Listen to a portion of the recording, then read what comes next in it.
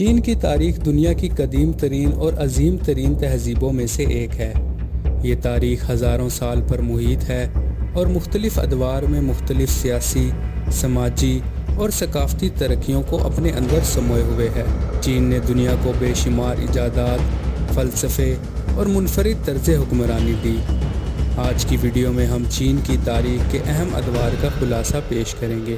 چین کی تاریخ کا آغاز دریائے زرد سے ہوتا ہے، جسے یلو ریور بھی کہا جاتا ہے۔ 1046 سے 1600 قبل مسیح میں چین میں پہلی مرتبہ منظم حکومت قائم کی گئی اور تحریری نظام متعارف کرایا گیا۔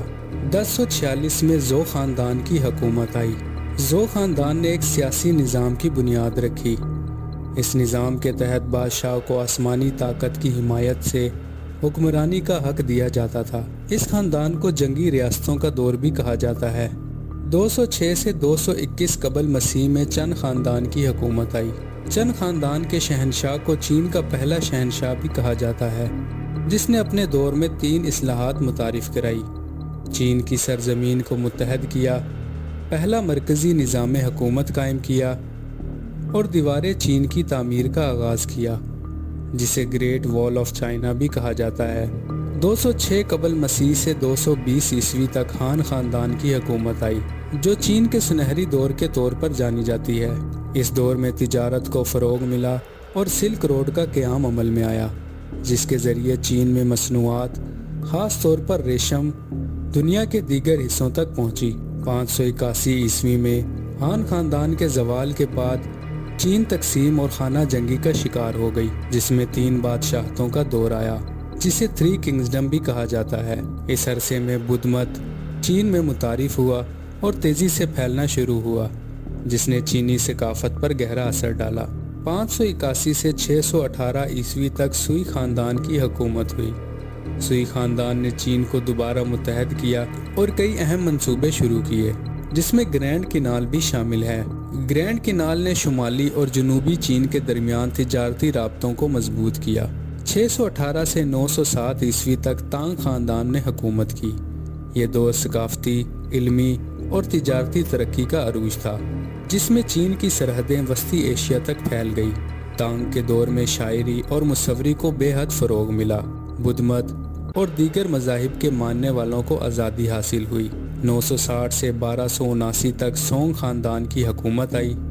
سونگ خاندان کے دور میں چین نے ٹیکنالوجی، معیشت اور سائنس کے میدان میں اہم کامیابیاں حاصل کی اور کاغذی کرنسی کا آغاز ہوا۔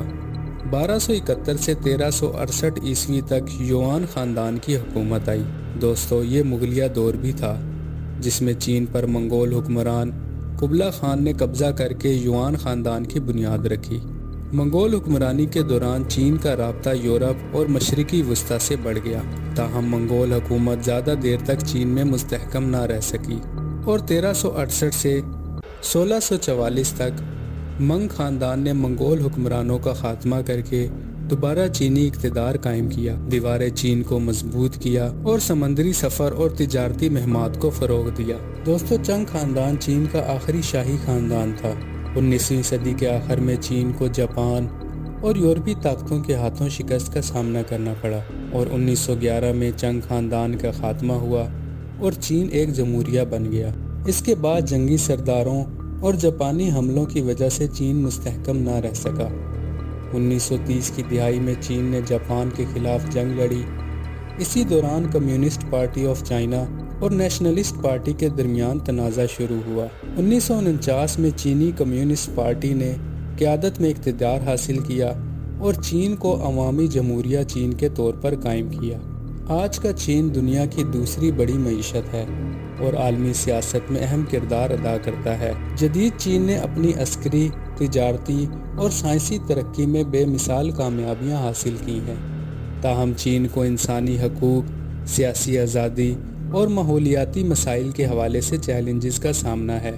دوستو، چین کی تاریخ کئی تہذیبوں، جنگوں اور ترقیوں کا امتزاج ہے۔ یہ تاریخ نہ صرف چینی عوام بلکہ دنیا کی ترقی میں بھی اہم کردار ادا کرتی ہے۔ چین کی موجودہ طاقت اور اثر و رسوخ اس کی تاریخی جدوجہد اور ترقی کا نتیجہ ہے۔ مزید ویڈیوز کے لیے چینل کو سبسکرائب کریں۔